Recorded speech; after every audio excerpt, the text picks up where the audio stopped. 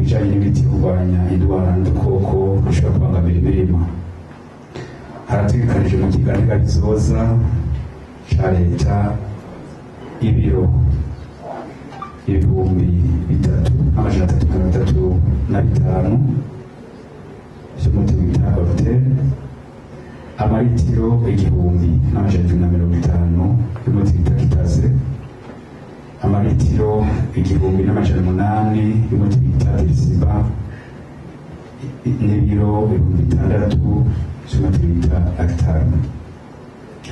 Ku bijanye n'imiti biterwa, abikorera utwabo barashobora kuganira leta mu kugurira hanze imiti biterwa ikenewe.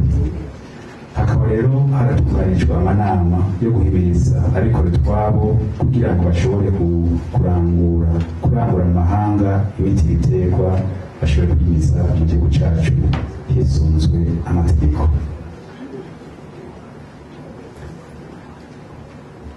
Ibi rero tuvuze mu bijanye no kwitegurira agatasi, ibi tubikora kandi tubisunze ibijanye n'amakuru y'ikirere, byose biracana. Imyiteguro rero y'agatasi iriko igenda neza, kandi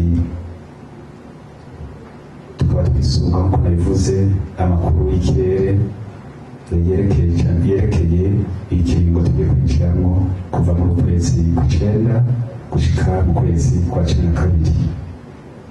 Ayo makuru rero y'ikirere aheza akadufasha kugira ngo abarimyi bagende baronka amakuru hakiri kare, kugira ngo nabo bishobore kuborohera ingene bavyifatamwo. Mu kurindira ko ikiringo co gutera kigera, tusaza abarimyi ko babandanya imiteguro mu gutunganya indimo zabo n'ibindi vyankenerwa. Abakozi bo mu bushikiranganji bw'uburimyi, ubworozi n'ibidukikije tubasavye kwama bashize ku muzirikanyi iminsi yose na hose ko imyitwarariko y'abarimyi bogira iyabo mu kugendera kenshi abo barimyi kugira bagire inama mu bibagoye, kandi babandanye basenya ku mugozi umwe n'abajejwe intwaro ku nzego zose. Aho niho twibaza ko dufise ingufu hamwe twese tuzoshobora kubandanya dushobora kugwiza umwimbu no kubandanya wiyongera.